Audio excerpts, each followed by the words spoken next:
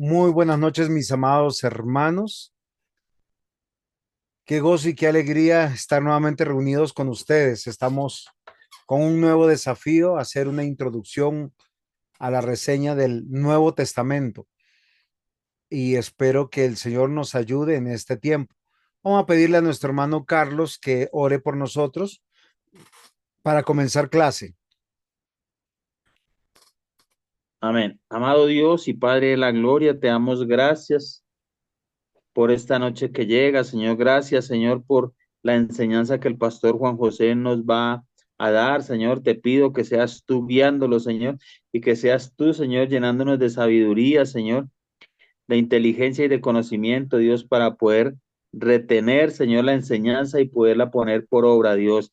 Te lo pedimos todo en el poderoso nombre de Jesús y oramos, Papito Dios, por cada persona que está dispuesta, Señor, a aprender cada día más y más de ti, Señor. Todo lo podemos en un Cristo que nos fortalece. Amén y amén. Amén. Muy bien, mis amados hermanos. El curso que vamos a comenzar va a durar 4 semanas. Para los que están dentro del grupo de WhatsApp, yo he enviado el material para los que quieran leer, retroalimentarse. Los que están estudiando por créditos, pues deben hacer sus tareas, porque la idea es que cada quien pueda avanzar y tener un tiempo de lectura, responder las preguntas del libro, y la idea es poder crecer en medio de lo que nosotros hoy tenemos como este material. Entendiendo esto, queridos hermanos, lo que quiero que nosotros meditemos y pensemos un poquito es poder entender cuando abrimos la palabra de Dios, cuando nosotros podemos abrir sobre todo el Nuevo Testamento, entenderlo, porque el Antiguo Testamento difiere un poquito al Nuevo Testamento. Ya saben, para cada uno de ustedes, que si tienen en algún momento una pregunta, algo que no se entendió, por favor, yo les quiero pedir que por favor levanten la mano o me interrumpan y me digan, quiero que me explique esto o que hagamos lo otro, pero tenemos que poder, por favor, tratar de considerar. Nuestra clase de hoy tiene que ver con la continuidad del Antiguo Testamento, o sea, perdón, o con la continuidad del Antiguo al Nuevo Testamento. Normalmente vamos a hacer 4 clases. La primera clase será sobre la continuidad, la segunda sobre su autenticidad, la tercera sobre su autoridad y la cuarta sobre la reciprocidad o los deberes que uno necesita. O sea, básicamente hoy vamos a tener introducción y continuidad del Nuevo Testamento. Recuerden que cuando nosotros abrimos el Nuevo Testamento es totalmente diferente al Antiguo Testamento y parece ser que pues nos a veces no nos damos cuenta que hay que tener herramientas para interpretar, para leer, que son totalmente diferentes a las del Nuevo Testamento. Antiguo Testamento es una cosa y el Nuevo Testamento es otra cosa. ¿Preguntas hasta aquí o estamos bien?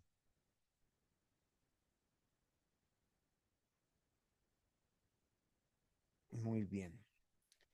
El Nuevo Testamento, Hasta ahí vamos bien. muy bien, mi hermana Alice, eso me parece y me agrada que me ayudes a interactuar. ¿Tú encuentras esta diferencia entre el Antiguo y en el Nuevo Testamento, Alex?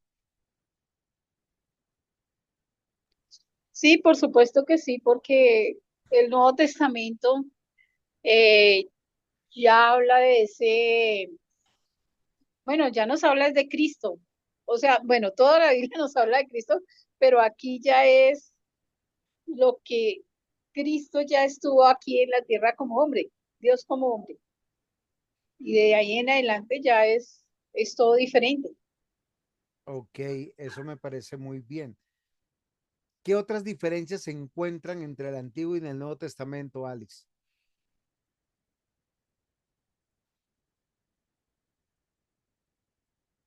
Tú eres mi estudiante más antiguo que tengo, entonces tengo que preguntarte aquí en esta clase. Bueno, es que ahí encontramos los evangelios, que los evangelios hablan es de precisamente de Cristo, de la vida de él aquí sobre la tierra, de su ministerio.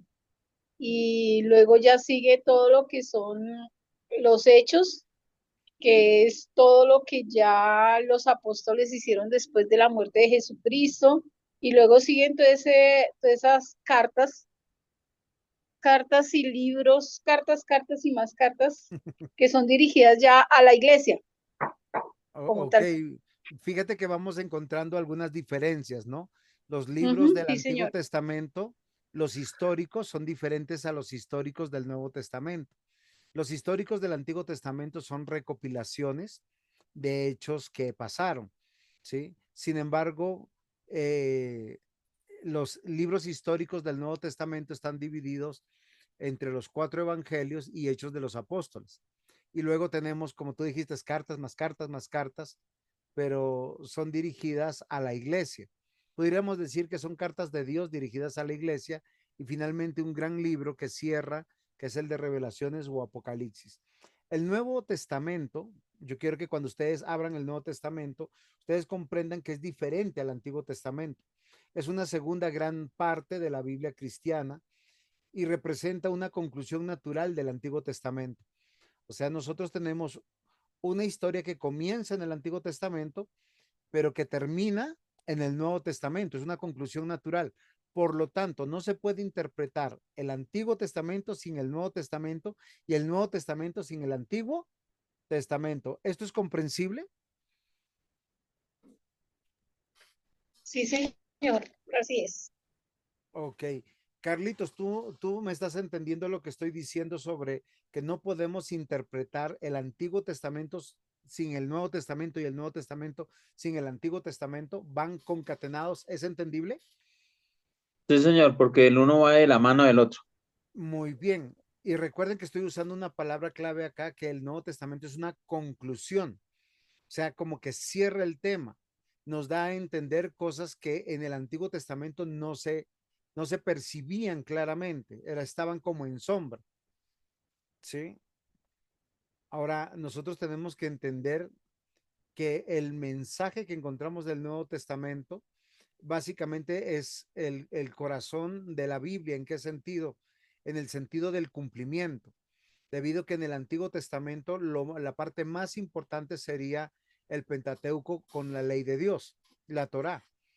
Sin embargo, todo el Nuevo Testamento nos va a hablar de la ley. Jesús nos dijo que él no vino a abrogar la ley, sino a cumplirla. Pablo en Romanos es un libro tan teológico que nos permite concluir todos los preceptos, las enseñanzas del Antiguo Testamento que son parte de la vida del creyente. El Nuevo Testamento está compuesto por 27 libros y ellos tienen una particularidad. Fueron escritos en griego koiné y más o menos están entre el siglo primero y principios del siglo segundo, aunque muchos han concluido que se comenzó en el año 45 y fue terminado en el año 95 después de Cristo, donde recoge los acontecimientos fundamentales de la vida, muerte y resurrección de Jesucristo. Ahora yo les hago una pregunta.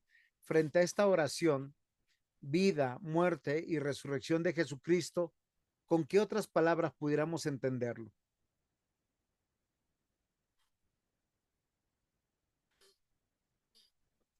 Ayúdenme, ustedes son estudiantes de teología.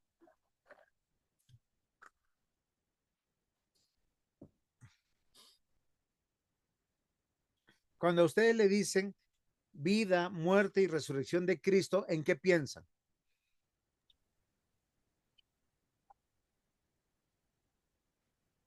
En el Pues en Nuevo el Nuevo Testamento. Testamento, ¿Cómo, Alex? pues en el Nuevo Testamento, Muy bien, Nuevo Testamento. Juan David, ¿tú qué nos ibas a decir? No soy Juan David, pastor, soy Ah, Jenny, Jenicita. pero lo mismo en el Nuevo Ok. Testamento. No, pero Jenicita, yo sé que quédate ahí un poquito y quiero que escuches bien. Cuando hablamos de vida, muerte y resurrección de Jesucristo, ¿en qué está, qué se te viene a la cabeza? Pues el Nuevo Testamento, porque ahí es Sí, donde cuenta la vida. sí, pero la vida y la muerte y la resurrección de Cristo nos habla de es una palabra que comienza con no y son del dos, Evangelio. sí, del evangelio, de las buenas nuevas, de la obra de Cristo, del cumplimiento de lo prometido. Y eso es muy importante que nosotros lo meditemos, porque así como nosotros vemos importancia del nacimiento de la, y de la expansión de la iglesia apostólica y posapostólica bajo el cumplimiento del pacto eterno de redención, yo quiero que nosotros pensemos en eso. O sea, nosotros vemos en el Nuevo Testamento no el nacimiento de la iglesia, sino el nacimiento de una iglesia apostólica y posapostólica en el cumplimiento de Cristo, ya que la iglesia está conformada por todos los salvos, tanto del Antiguo y del Nuevo Testamento. Es un error crucial, garrafal, cuando las personas dicen que la iglesia nace en Pentecostés, porque la iglesia es la asamblea de Dios, la congregación de Dios, el pueblo de Dios. Por lo tanto, no pudo haber nacido en Pentecostés. ¿Es claro lo que estoy diciendo? Sí, señor. ¿Alguna duda sobre eso? ¿Alguien tiene alguna duda?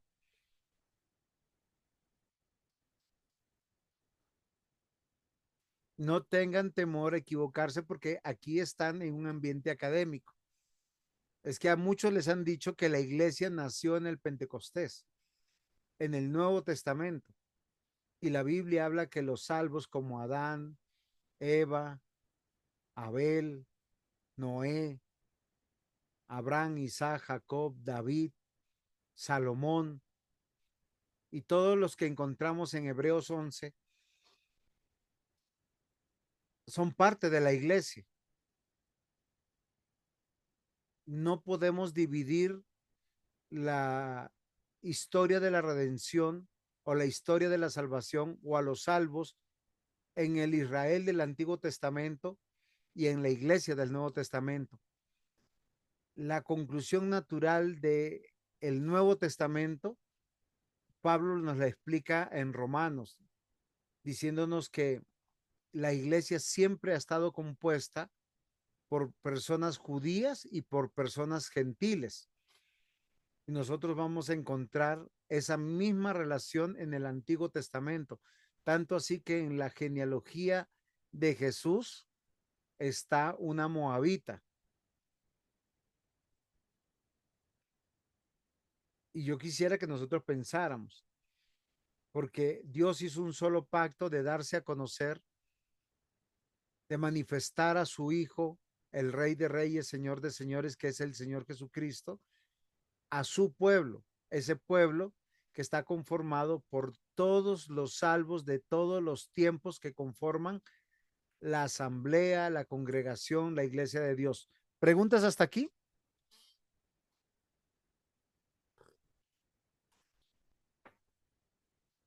¿Alguien tiene alguna duda? Todo está claro.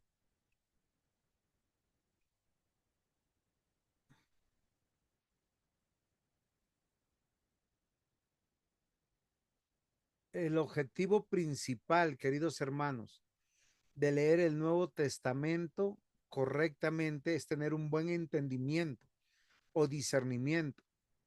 Por eso nosotros cuando enseñamos el Nuevo Testamento tenemos que hacer un esfuerzo de entenderlo a la luz del Antiguo Testamento, concatenado bajo una sola promesa de pacto, bajo una sola promesa de salvación, porque Dios siempre ha salvado por fe y bajo la obra de nuestro Señor Jesucristo, que Él es el cumplimiento de todo lo prometido. Y es algo que nosotros que tenemos que entender. Cada vez que abrimos el Nuevo Testamento, tenemos que entender que es el cumplimiento del Antiguo Testamento. ¿Eso es claro? Sí, señor.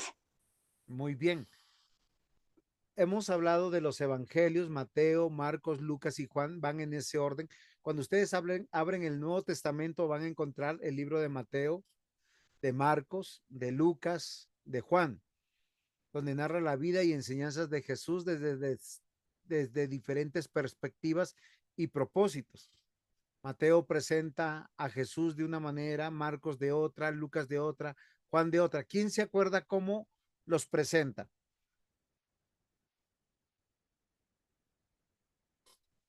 como verdadero hombre, como Ujú, verdadero Dios, ujú. como verdadero Salvador, creo, Señor. Está cerca, pero se lo pongo de esta manera. Mateo presenta a Jesús como verdadero rey, Marcos como el siervo sufriente, Lucas como verdadero hombre y Juan como Dios. Los tres primeros son considerados los evangelios sinópticos y ya avanzaremos más adelante el por qué. Después sigue el libro de los Hechos de los Apóstoles, que relata la historia de la iglesia primitiva desde la perspectiva de que todo está cumplido. Y eso es muy importante que nosotros lo entendamos. Cuando nosotros vamos a leer el Nuevo Testamento, tenemos que tener algunas cosas de conocimiento para poder entenderlo. Hechos nos presenta las misiones de Pedro, de Pablo. Después tenemos diversas cartas. Las cartas de Pablo, que son 13, las de Pedro, la de Santiago, las de Juan, que son conocidas como las cartas universales, dirigidas a comunidades cristianas o a individuos, con enseñanzas teológicas y consejos muy prácticos. Y finalmente el Nuevo Testamento termina con el libro de las revelaciones o Apocalipsis, que es un libro profético que usa mucho un lenguaje simbólico para hablar del triunfo final de Dios sobre el mal. El Nuevo Testamento, mis amados hermanos, no solo completa el Antiguo Testamento, sino que cumple presentando a Jesús como el Mesías prometido. Su mensaje central es la salvación por fe en Cristo, la invitación a una vida transformada por el amor y la gracia de Dios bajo el pacto eterno de redención. Y eso es algo muy importante. Cuando abrimos el Nuevo Testamento, tenemos que entender que es una historia que continúa, ¿sí? Que es una conclusión. Si yo no conozco el Antiguo Testamento, no voy a poder enseñar bien el Nuevo Testamento. Si yo no conozco bien el Antiguo Testamento, yo no voy a poder entender bien para aplicar las cosas a mi vida, porque voy a pensar que hay cosas nuevas, novedosas, diferentes. Hay cosas que vamos a pensar que, que, se, que se conformaron de una manera diferente. No sé si a ustedes les ha pasado eso. Pero yo quiero advertirles para que cuando leamos el Nuevo Testamento es parte de una historia y eso es fundamental para que nosotros consideremos, ¿sí? Y es algo que nosotros vemos. Acá lo que ustedes ven en pantalla ahorita es todo el Nuevo Testamento. Los cuatro evangelios, Mateo, Marcos, Lucas, Juan, Hechos de los Apóstoles, que es también considerado el quinto evangelio, porque es como la iglesia que hoy conocemos. ¿Sí? ¿Por qué? ¿Por qué es diferente la iglesia que hoy conocemos, diferente a la iglesia del Antiguo Testamento? ¿Quién sabe?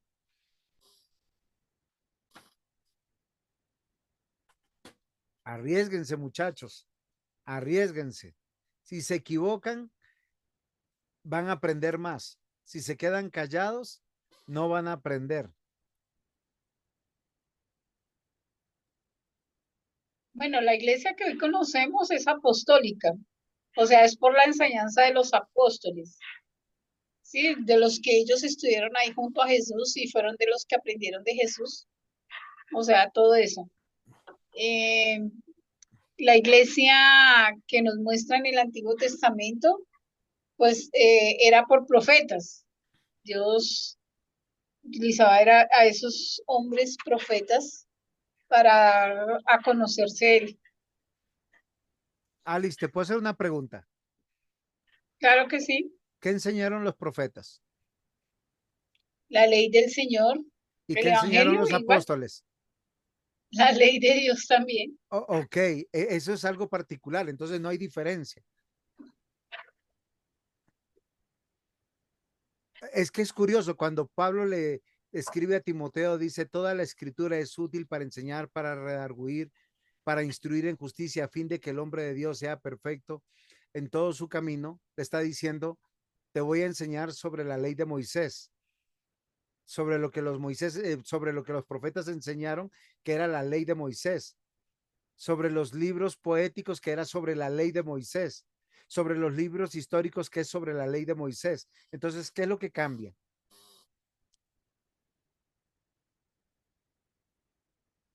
Alix, ¿qué es lo que Que cambia? los apóstoles enseñan ya todas esas promesas ya cumplidas en Jesucristo. Exactamente. ¿Cómo entender eso que estaba velado en el Antiguo Testamento? Y eso es muy importante que lo aterricemos, porque si no lo aterrizamos, queridos hermanos, nosotros leemos los evangelios o hechos de los apóstoles o las cartas o Apocalipsis desconectado. De hecho, Apocalipsis debe ser muy fácil de interpretar si usted conoce el Antiguo Testamento. Muchos de los símbolos, de las señales están en el Antiguo Testamento. Están en Daniel, están en Zacarías, que son también libros, están en Ezequiel, que son libros proféticos, sino que la gente le gusta inventar mucho. Sí, pero si alcanza a pasar corte, me toca ir mañana. Si se dan cuenta, entonces es algo que nosotros tenemos que entender. La diferencia cuando nosotros leemos el Nuevo Testamento, yo quiero que ustedes piensen, está en el cumplimiento de lo que ha hecho Cristo y cómo cambia la iglesia porque se expande al mundo entero. Ya no está resguardada en una nación, ya no está resguardada en un territorio y con todo, a lo largo del Antiguo Testamento nos vamos a ver cómo muchos judíos, por el hambre, por la guerra, siempre emigraron a otros países y siempre tuvieron que salir. Miren, el caso de Job, el caso de Ruth, el caso de las deportaciones. Siempre el Evangelio fue llevado a los rincones del mundo. O sea, no es una novedad tampoco, pero ahora tenemos que Cristo cumplió todas las cosas. ¿Cómo la ves, Alice? Ahí sí.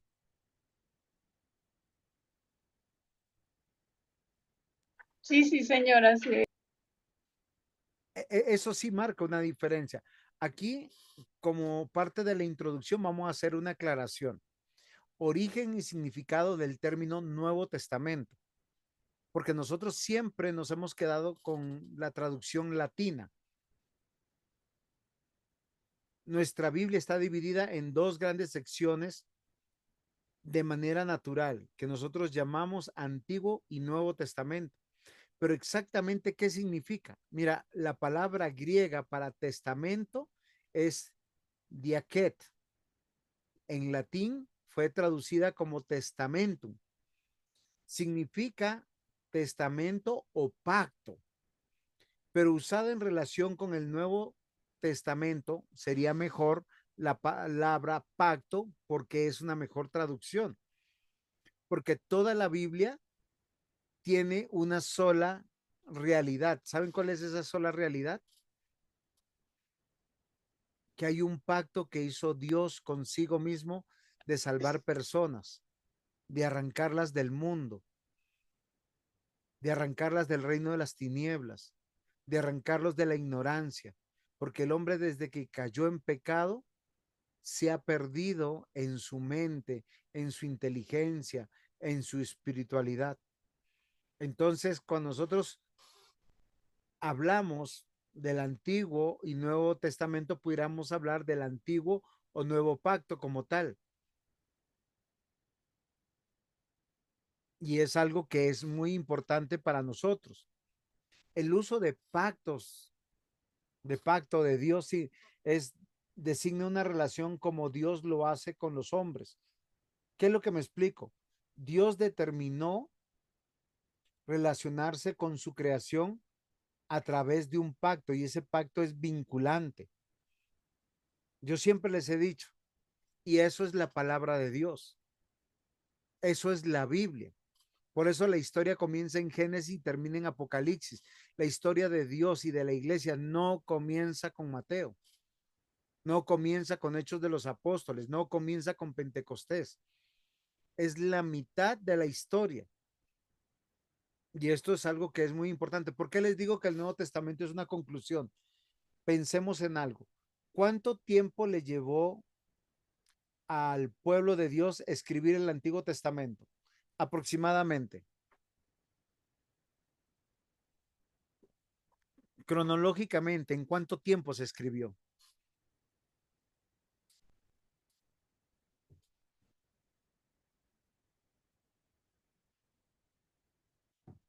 ¿Nadie tiene la respuesta? Carlitos, ¿usted sabe la respuesta? ¿En cuánto tiempo se escribió el Antiguo Testamento?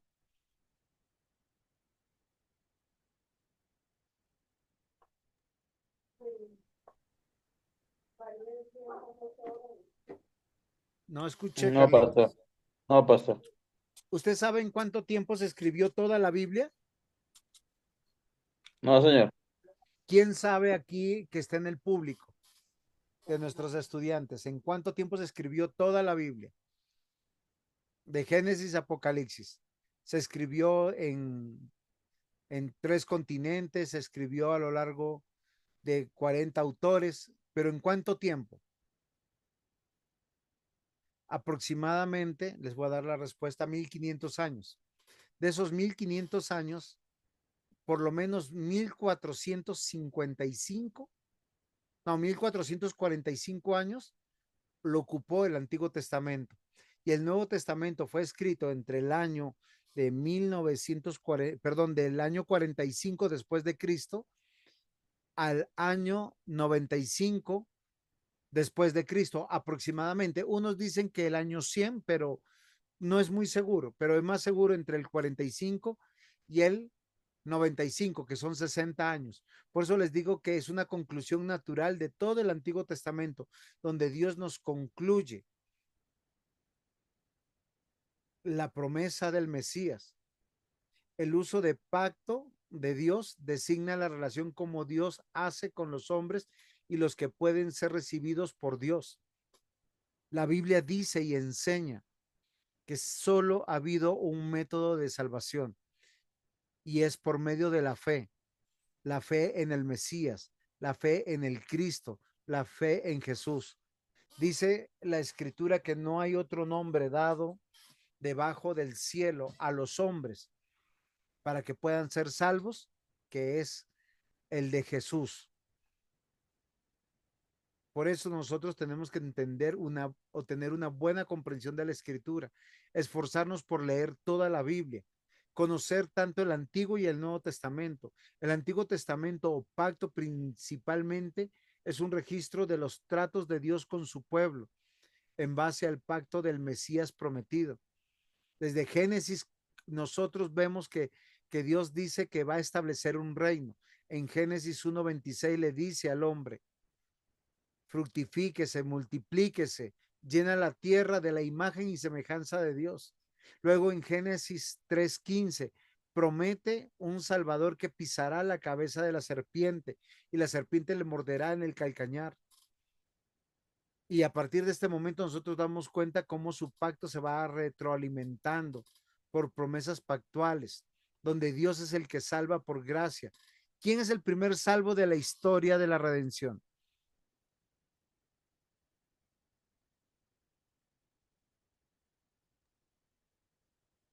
Adán. Muy bien. ¿Y él se salvó por el cumplimiento de la ley o fue por gracia? No, por gracia. Adán y Eva, pues ellos fueron por gracia. Y Seth y Noé y Abraham. To- Todos ellos se salvaron fue por gracia, por la fe que tuvieron en el Señor y le creyeron a Él. Ajá. O sea, eso cuando hay personas que enseñan, no, es que en el Antiguo Testamento se salvaban por la ley, eso es mentira. Nadie se puede salvar por la ley. Y el Nuevo Testamento nos va a aclarar. El Antiguo Testamento o pacto principalmente es un registro de esos tratos de Dios con su pueblo en base al único pacto que reposa en el Mesías prometido, donde el Nuevo Testamento o pacto que fue anticipado por Jeremías 31, diciéndonos esta historia tiene que llegar a un cumplimiento. Primera de Corintios 11:25 nos lo recuerda. y describe el cumplimiento de Dios con los hombres de la llegada del Mesías en cumplimiento para salvación sobre su pacto. O sea, Dios tenía un plan. ¿Por qué ustedes hoy fueron acercados a la fe? Porque hoy son apartados del mundo, de ese mundo en tinieblas que destruye hogares, destruye vidas, destruye la salud, destruye la fe, porque Dios tiene un pacto y nos va añadiendo en poder, en gracia. El antiguo pacto reveló la santidad de Dios en el estándar moral de la ley y prometió un redentor, porque nadie se puede salvar si no cumple toda la ley estrictamente. Y eso lo vemos desde Génesis capítulo 3, cuando Adán y Eva cayeron en pecado.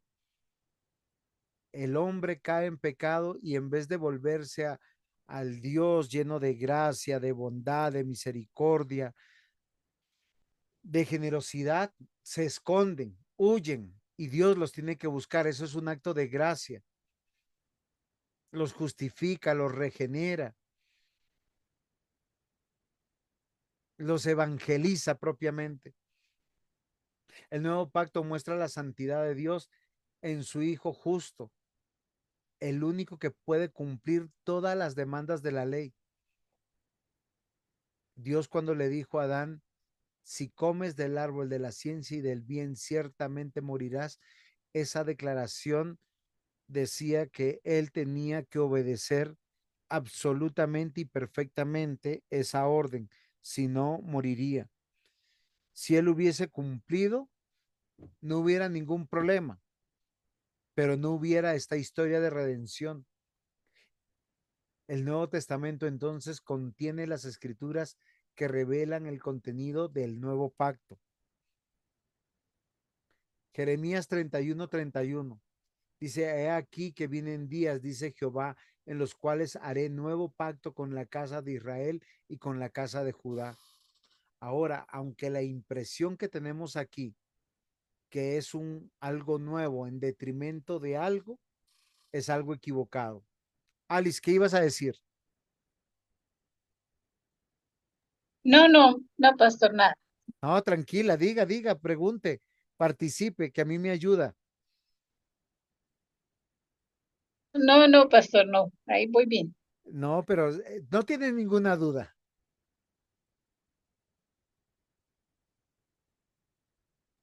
No, pastor, yo eso lo he entendido. No, no, no tengo ninguna duda. Ok. ¿Por qué es importante? Porque cuando dice haré nuevo pacto, no está diciendo que hice un pacto y no me sirvió, porque si no diríamos que Dios fracasó en su plan y no sería coherente ni con su carácter, no sería coherente con el ser de Dios, como Él se ha manifestado, que la Biblia dice que Él es Dios soberano, que es Dios providente, omnisciente, todopoderoso. Lo que Él está diciendo es que van a cambiar ciertas condiciones y ciertas relaciones de su pueblo para con Dios a causa de algo. Y eso es importante. Y si quieren, cuando uno va a Jeremías 31, en todo el contexto, acá vemos que cambian varias cosas. ¿Ustedes se acuerdan que cambian?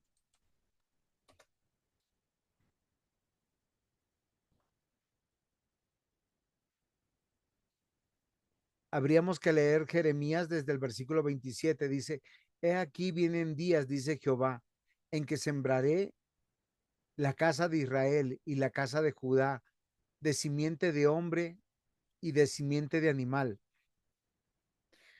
Así como tuve cuidado de ellos. Y miren lo interesante y lo duro que es el profeta, porque lo que está diciendo acá claramente manifiesta de la rebeldía del hombre. Así como tuve cuidado de ellos para arrancar, derribar, trastornar, perder, afligir, tendré cuidado de ellos para edificar, plantar, dice Jehová.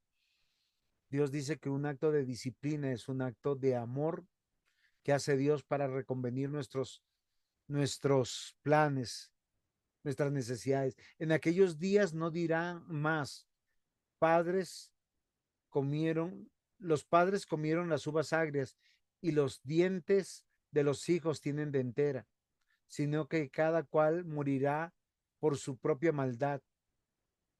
Los dientes de todos los hombres que comiesen uvas agrias tendrán dentera. Está hablando de la responsabilidad de cada quien de los que pecan. Y es aquí, dice que he aquí vienen días, dice Jehová, en los cuales haré nuevo pacto con la casa de Israel, con la casa de Judá, no como el pacto que hice con sus padres en el día que tomé su mano para sacarlos de la tierra de Egipto, porque en ellos invalidaron mi pacto, aunque yo fui marido para ellos, dice Jehová.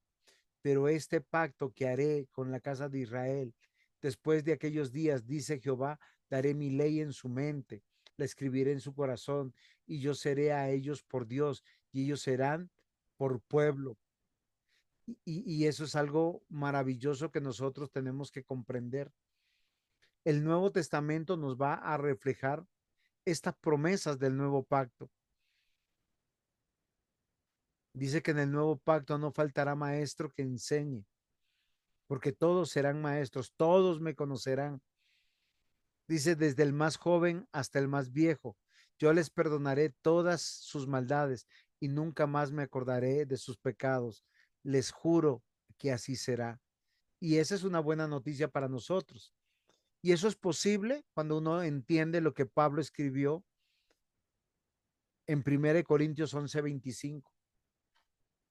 El Nuevo Testamento nos recuerda ese nuevo pacto cuando Jesús toma la copa en el día de la última Pascua y la primera cena. Dice, así tomó también la copa después de haber cenado, diciendo, esta copa es el nuevo pacto en mi sangre. Haced esto todas las veces que la bebiereis en memoria de mí. Ahora voy a hilar las dos ideas de Jeremías 31 y la verdad que nos plasma Pablo. Jeremías 31 dice que habrá un nuevo pacto donde Dios perdonará todos nuestros pecados y ya no habrá necesidad de más sacrificios.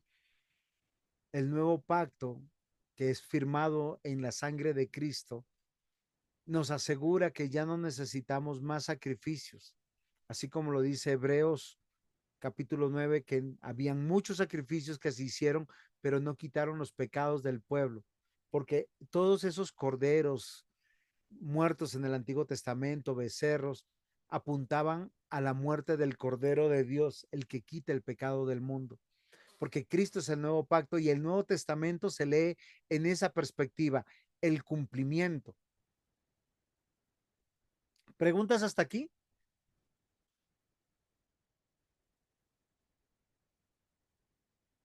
No hay preguntas, muy bien.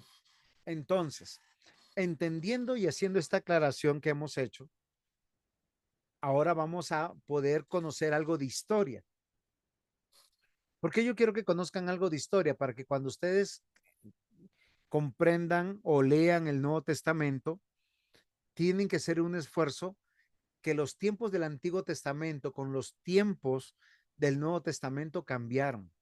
En el tiempo del Nuevo Testamento, ya Israel no era una nación independiente.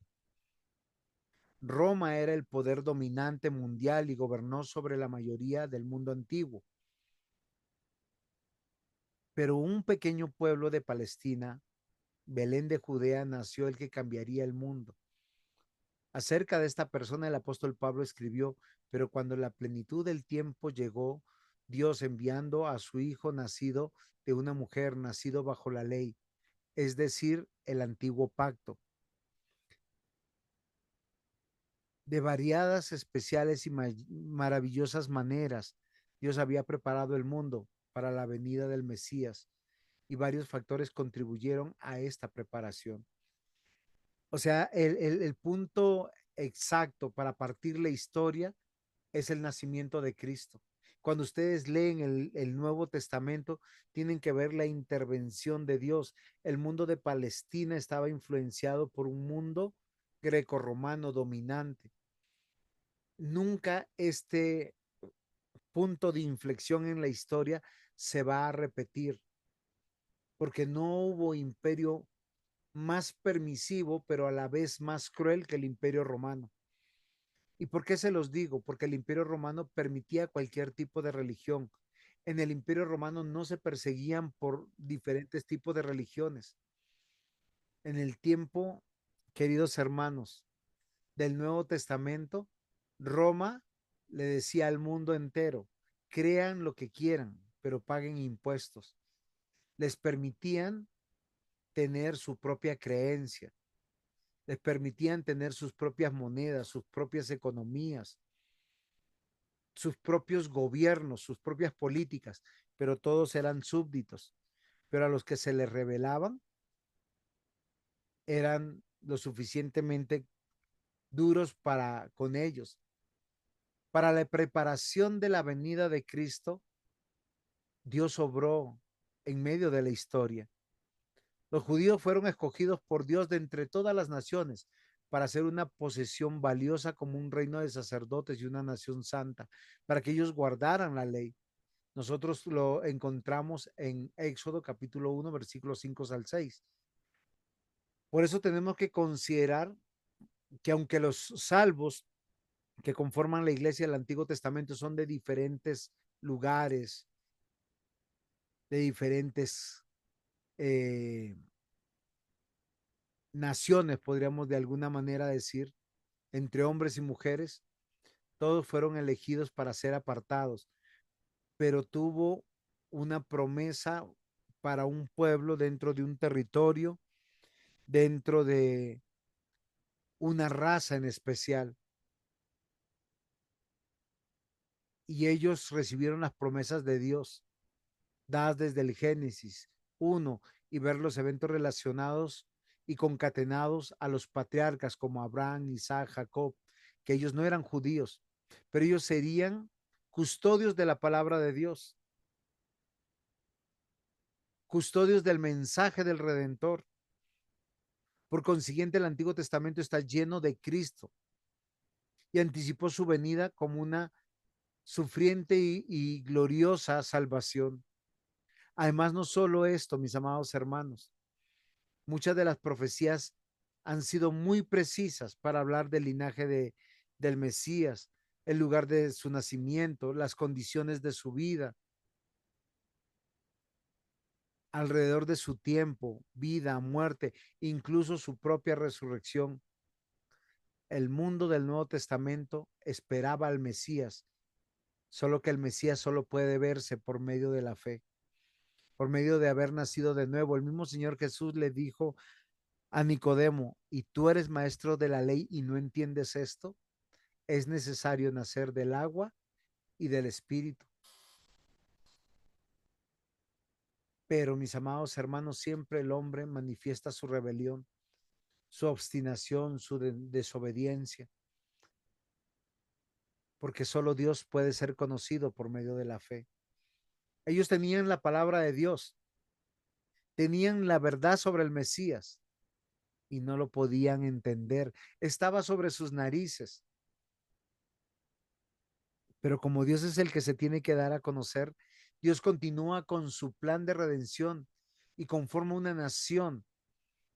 Israel, por su rebeldía, es disciplinada y son tomados en cautividad. Dios mandó muchos profetas diciendo, cambien su vida, crean en el Señor, confíen en Dios, vivan como cristianos, vivan de manera justa, santa, piadosa, porque si no viene el juicio de Dios y por la dureza de su corazón, ellos fueron disciplinados, ellos fueron castigados por Dios. Dios les quitó todo, porque ellos confiaban más en su salud, confiaban más en lo que tenían, en su trabajo, que en aquel que da la salud, la vida y el trabajo. Y los mandó 70 años de esclavos. Les quitó sus casas, sus tierras, sus vidas cómodas. Y les dijo 70 años de serán disciplinados. Pero todo tiene un plan. Estaba preparando todo para la venida del Mesías. Después del exilio retornaron a sus tierras y otra vez volvieron a caer en pecado, cuando otra vez se sintieron seguros, se sintieron que prosperaban y por 400 años Dios no habló. ¿Y qué surge cuando Dios no habla? el clima religioso. Aquellas personas que van a la iglesia, pero viven como quieren, que son hipócritas. Lo mismo que hace 2000 años cuando llega el Mesías en una demostración farisea, diciendo somos de Dios, esperamos al Mesías, pero realmente no lo esperaban, sino solo querían vidas cómodas. El surgimiento de fariseos, saduceos, esenios, celotes, herodianos son algunas de los tipos de filosofías y religiones que surgieron. Fariseos bastante apegados a la ley, unos saduceos que eran como creemos en Dios, pero vivamos como querramos, unos esenios que eran el extremo ortodoxo de las sectas que se apartaban al desierto, a vivir en cuevas, vestían lo más humildemente posible, comían lo necesario. Otros eran los celotes, que eran hombres revolucionarios que en el nombre de Dios peleaban batallas, se levantaban contra las autoridades. Otros eran los herodianos, que decían ser parte del pueblo de Dios, pero eran libertinos, hacían como bien les parecía. Y en medio de solo judíos, nosotros vemos y de estas diversas realidades, cómo surge el tema de las sinagogas. ¿Ustedes saben cuándo surgió el tema de las sinagogas?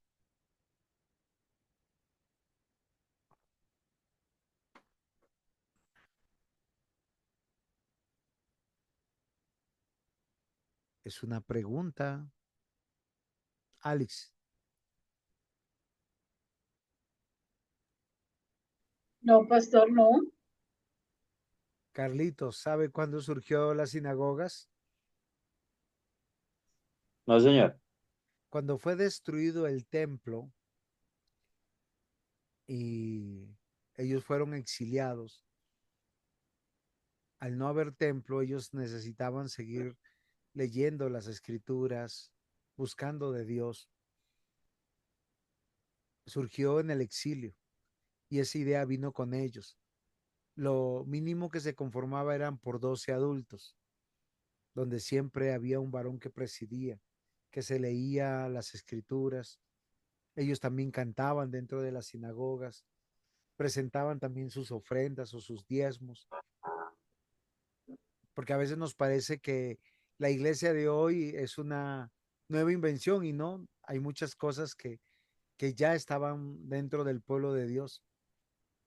Y también la idea de un Sanedrín o un gobierno por ancianos. El mundo ha cambiado, el pueblo de Israel está bajo el imperio romano. Y recuerden que Roma gobernaba a los pueblos fáciles con una autoridad que era un procónsul, pero cuando era un pueblo rebelde, indómito, les ponía un procurador y Pilatos era un procurador. ¿Por qué? Porque Israel o Judá o Jerusalén o Sión siempre se manifestó muy conflictivo.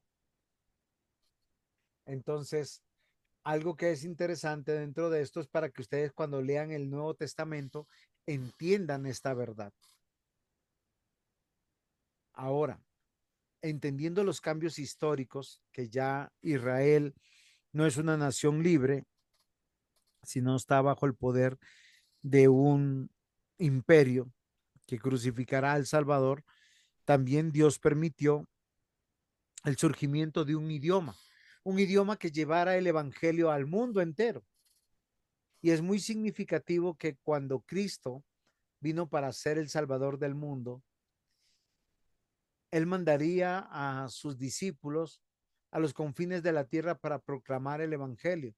En Mateo 28, del 18 al 20, dice, toda potestad me es dada en el cielo y en la tierra. Por tanto, id y haced discípulos a todas las naciones, bautizándolos en el nombre del Padre, del Hijo y del Espíritu Santo.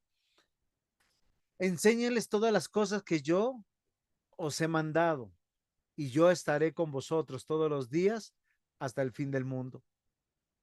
Pero este tiempo que nosotros vemos donde Jesús los envía fue también el resultado de cosas que pasaron en el pasado.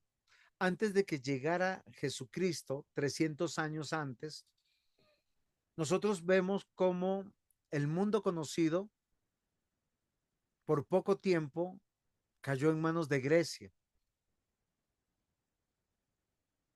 Este tiempo fue el resultado de las conquistas y aspiraciones de Alejandro el Grande, Alejandro Magno, hijo del rey Filipo de Macedonia. Arrasó el mundo antiguo, conquistando nación tras nación.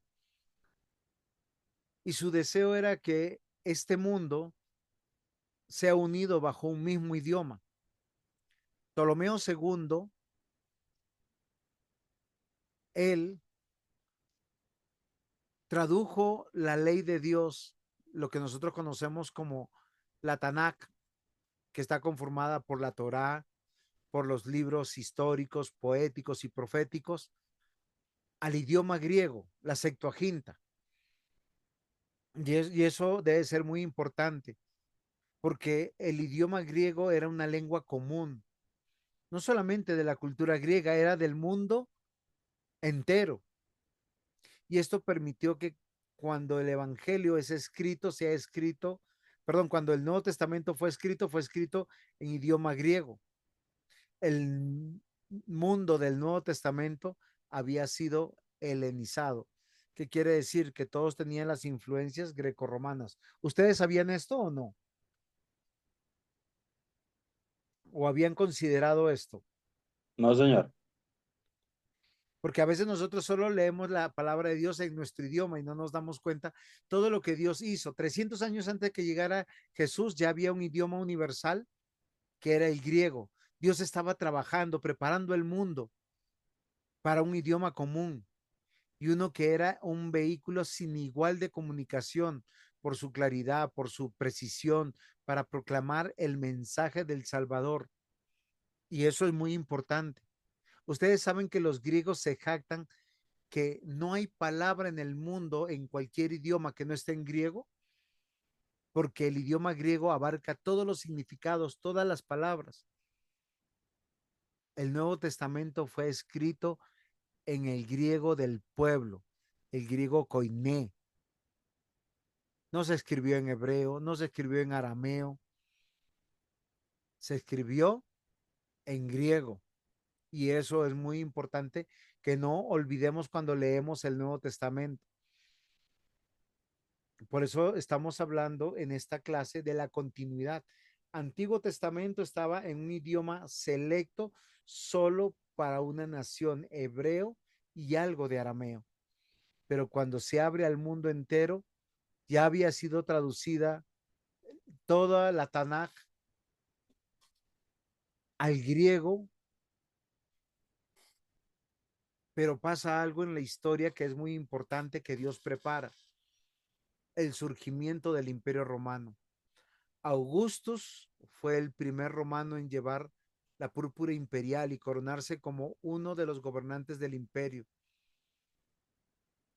Fue un César moderado, sabio, un emperador muy considerado con sus súbditos y trajo un gran tiempo de paz y prosperidad, haciendo de Roma un lugar seguro para vivir y para viajar. ¿Saben qué pasó? Dios estaba preparando el mundo de una manera extraordinaria. Esto introdujo un periodo llamado de Pax Romana o la paz de Roma, que fue entre el año 27 antes de Cristo al 180 después de Cristo. Debido a que todo lo que Augusto logró, muchos dijeron que cuando él nació, un Dios había nacido. Obviamente que con esto manifiesta el mundo su idolatría. En estas condiciones nació uno de los quien era verdaderamente fuente de verdadera paz personal y mundial y duradera, versus la falsa paz y temporal que daba el imperio romano. Estoy hablando de Cristo. No importa cuán sabio o bueno o excelente sea cualquier humano, no puede ser Dios, porque solo Jesucristo es el verdadero Dios. El problema de los cristianos en los tiempos del imperio romano es que reconocieron a Jesús como Dios, como Salvador y el Señor de sus vidas. Él es el Dios verdadero, Dios y hombre, en lugar de un hombre que pretendía ser Dios como Augustus. La presencia del gobierno y la ley romana ayudó a preparar al mundo para su vida y ministerio para que el evangelio pudiera predicarse. El mundo del Nuevo Testamento vivía bajo la opresión y la idolatría, bajo la ignorancia del verdadero Dios. Marcos capítulo 1, versículos 14 al 15 dice de la siguiente manera: después de que Juan fue encarcelado, Jesús fue a Galilea predicando el evangelio del reino de Dios y decía: el tiempo se ha cumplido, el reino de Dios se ha acercado, arrepentíos y creed en el evangelio. Ahora, ¿qué es el evangelio? ¿Ustedes se han preguntado eso? Porque el Nuevo Testamento nos va a hacer el énfasis del evangelio, el evangelio. Y el Nuevo Testamento es principalmente un registro de la vida terrenal, de las enseñanzas y de las explicaciones de nuestro Señor Jesucristo, del establecimiento de su iglesia bajo el cumplimiento del pacto y del ministerio de sus primeros discípulos, a quien él guió, siguió guiando después aún de su ascensión. Recuerden que Jesús les prometió: yo estaré con vosotros todos los días hasta el fin del mundo. La palabra evangelio significa literalmente buenas nuevas. Miren, aparece 93 veces en la Biblia, exclusivamente en el Nuevo Testamento, en griego. Es la palabra evangelion, de la cual obtenemos nuestras palabras evangelista, evangelio, evangélico. Quien es cristiano es evangélico. Quien es evangélico es protestante. Y quien es evangélico, protestante, es cristiano, porque es seguidor de Cristo. Toda la escritura de manera más específica. El evangelio es una buena noticia acerca del Mesías, acerca de Jesús, acerca del Cristo, acerca del camino, la verdad y la vida de la salvación. La clave para entender este evangelio es conocer por qué es una buena noticia. Si usted no entiende que Jesús es una buena noticia para usted, lo va a despreciar, lo va a desechar, va a hacer cualquier otra cosa. Y yo quiero que usted sepa que la ley que Dios dio en el Antiguo Testamento o en el Antiguo Pacto fue dada a Israel durante los tiempos de Moisés. En Deuteronomio 5:1 nosotros lo podemos entender de una manera clara y precisa. A veces nosotros pensamos de maneras locas, pero cuando nosotros vamos a la palabra de Dios, Deuteronomio 5 dice de la siguiente manera: llamó Moisés a todo Israel y le dijo: oye Israel los estatutos y decretos que yo pronuncio hoy en vuestros oídos, aprenderlos y guardarlos para ponerlos por obra. Jehová nuestro Dios hizo pacto con nosotros en Horé. Yo quiero que nosotros meditemos en esto. La ley es una regla de vida. Es como Dios se relaciona con nosotros. Es como mide si nosotros estamos bien o estamos mal con Él. Es un estándar de perfección. Y a pesar de que muchos de nosotros podemos considerar que somos buenos o malos, relativamente entre nosotros, todos estamos bajo un mismo barco, bajo una misma realidad. La ley dice que somos pecadores. Y la Biblia también dice que el castigo por el pecado es la muerte. Romanos 6:23, 3:23 nos dice que es también fuente de vida.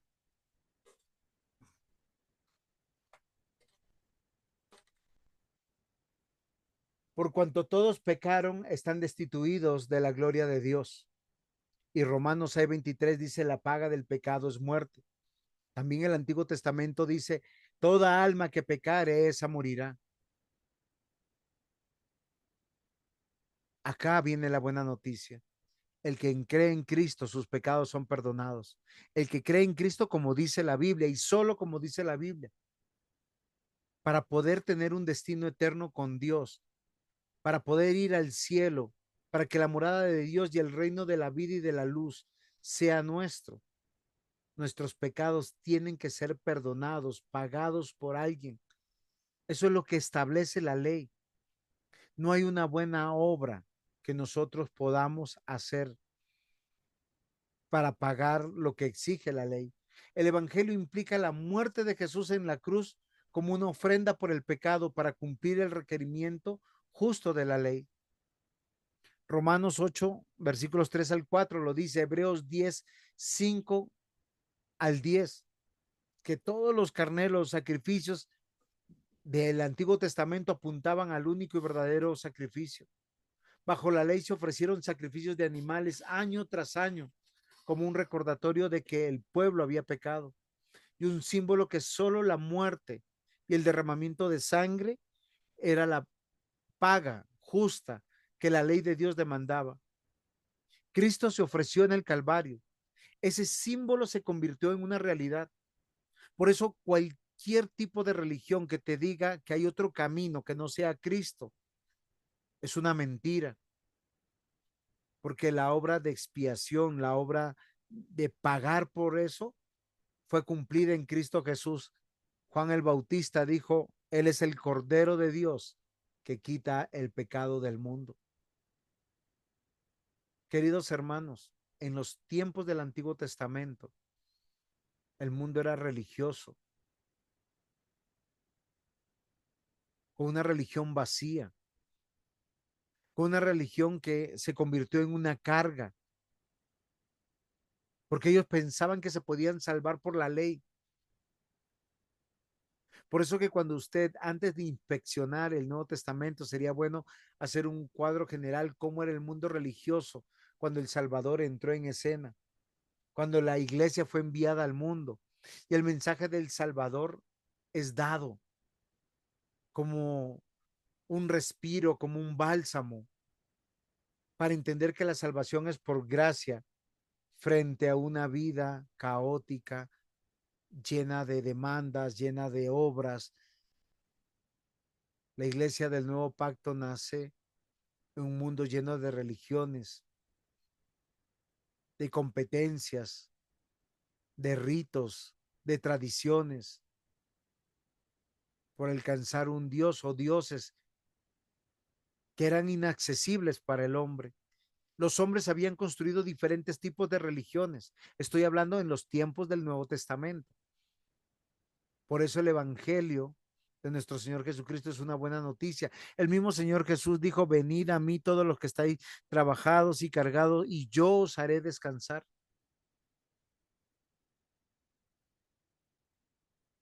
Hoy yo quiero que nosotros pensemos claramente. Las religiones grecorromanas incluían el politeísmo clásico. Tanto el mundo griego y romano creían en dioses como Zeus, Apolos, Afrodita, un dios padre, una diosa madre, un dios hijo o varios dioses hijos que exigían sacrificios, que exigían promesas, que exigían obras humanas. El cristianismo no te pide nada. Lo único que te dice, cree en Cristo para que tus pecados sean perdonados. Adórale, vive para Él. Cristo te salva gratis por medio de la fe. Entonces recuerden que ese mundo religioso estaba partido en religiones grecorromanas, en cultos mistéricos o misteriosos. Cada falsa religión siempre levanta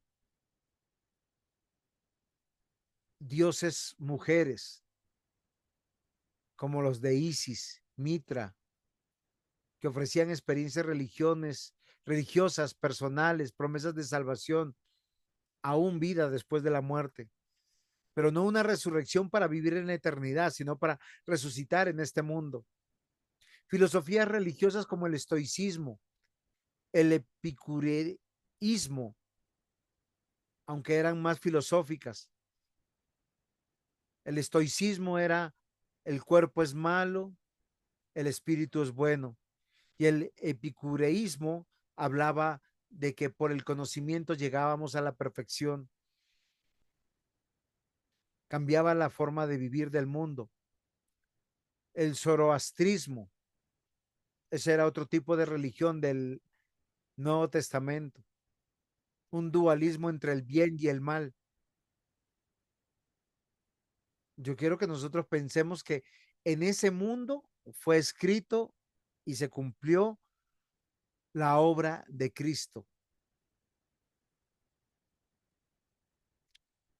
Ahora nosotros vamos a, ya estoy por terminar acá ya las diapositivas, porque el Nuevo Testamento se compone de ¿cuántos libros? De 27 libros, por 9 autores diferentes prácticamente. Se pueden agrupar de 3 maneras. Los 5 primeros son los libros históricos. 21 libros tenemos las cartas o epístolas y tenemos un solo libro profético. Entonces, preguntas, mis queridos hermanos.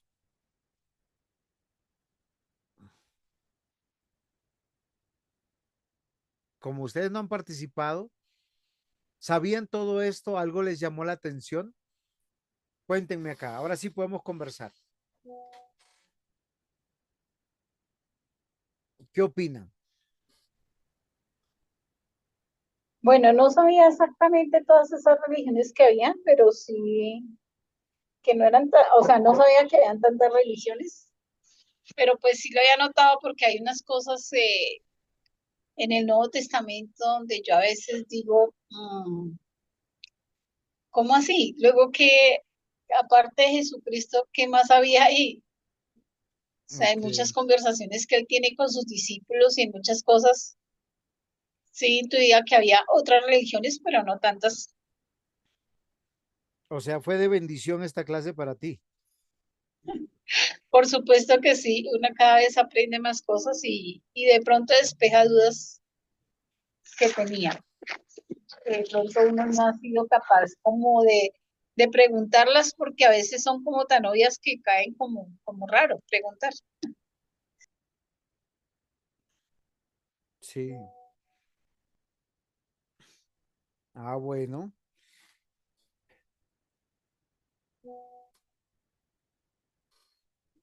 Muy bien, me alegra entonces. ¿Más preguntas o estamos bien hasta aquí?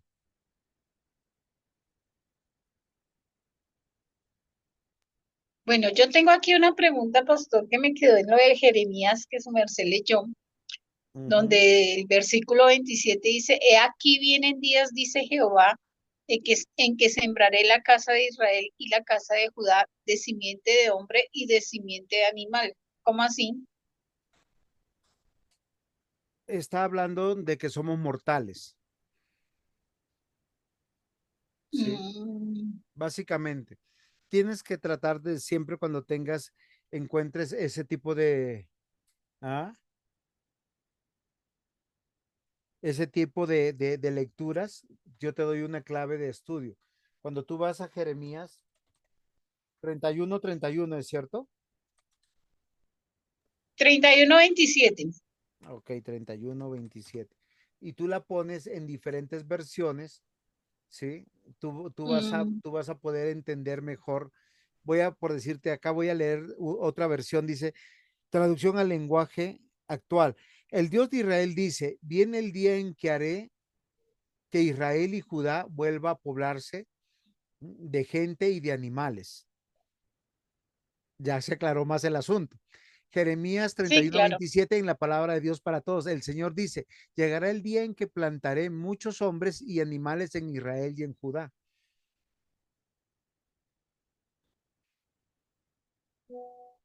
Sí, sí, sí, te das cuenta que es un poquito diferente la lectura Sí, y es claro, más clara. bastante más clara. Ujú, sí, Entonces, señor. uno a veces, uno tiene que entenderlo de esa manera. ¿Por qué razón? Porque a veces uno está perdido en el asunto. muy perdido.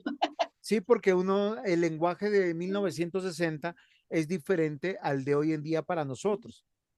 Entonces, por eso las versiones han cambiado porque los idiomas van cambiando. A diferencia del hebreo y el arameo antiguo, que no cambiaron, ni el griego koiné, que Dios los mantuvo cerrados, eso es importante, ¿sí? Entonces, ahora queda más claro. Yo normalmente esas dudas yo las soluciono abriendo otra versión. Claro, hay pastores o maestros que simplemente te la explican y no te dicen, estoy leyéndolo en otra versión, pero fácilmente todos nosotros podemos hacerlo al empalmar. ¿Qué es lo que pasa con las nuevas versiones? Que a veces con la transliteración pierde la fuerza algunas cosas de la Reina Valera del 1960 que a mí me gusta mucho. Por eso yo no he migrado a la nueva versión internacional o a la de traducción del lenguaje actual o la Biblia, la palabra de Dios es para todos, que son buenas versiones, pero que nos sirven a nosotros los predicadores y a los maestros. Pero lo que está diciendo es que cuando estamos en Cristo podemos vivir en esta vida mortal de una manera totalmente diferente, con esperanza, con confianza, lejos de la disciplina y del castigo de Dios, esperando la eternidad con Cristo. Ese es el significado teológico, Alex. ¿Alguna pregunta Sí. de alguno de ustedes, queridos hermanos? ¿Damos por terminada la clase entonces?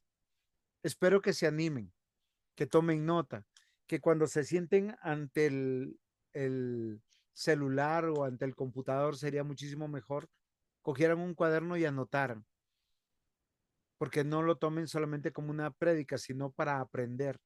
Hoy hemos aprendido el contexto histórico en el que fue escrito el Nuevo Testamento, que es el cumplimiento del antiguo pacto. Pudiéramos decir antiguo pacto y nuevo pacto, antiguo testamento, nuevo testamento. Alice, ¿por qué usamos la palabra testamento de acuerdo a esta clase que expliqué? Eh, Testamento es pacto. Ay, sí, tan bonita. Pero es porque se transliteró del idioma latín.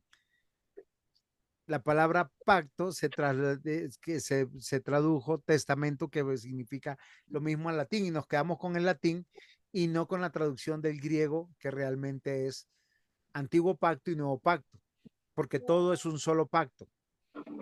Y eso es importante para entender que toda la Biblia es una sola unidad. No podemos entender el Antiguo Testamento sin el Nuevo Testamento, que es su conclusión natural, y esta conclusión natural que es el Nuevo Testamento se interpreta a la luz del Antiguo Testamento, porque el mensaje es uno solo, sobre el Mesías, sobre el Evangelio, las buenas nuevas, que la salvación es por gracia, por fe en el Mesías, en Jesucristo, y que las falsas religiones presentan siempre dioses humanados, Dios Padre, Dios Madre, Dios Hijo.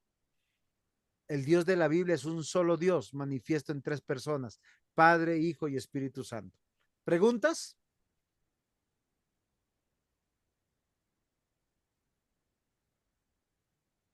Alice, despídenos en oración. Bueno, sí, Señor. Amado Dios, damos gracias a ti, Señor, por el entendimiento que tú nos das de las Escrituras, Señor. Gracias porque tú te has revelado a la humanidad, Señor, y has permitido que nosotros entendamos más de la palabra tuya, Señor. Ayúdanos a seguir, Señor, entendiendo y colocando en práctica, Señor, todo lo que hemos aprendido. Te lo agradezco, amado Rey. Agradezco por la vida del pastor Juan José, Señor. Agradezco por la iluminación que tú le has dado a él, Señor, y que la paciencia que él tiene para enseñarnos, Dios. Te pedimos, Padre amado, que seas tú ayudándonos a vivir conforme a la palabra tuya, Señor. En el nombre de Jesús, amén. Amén.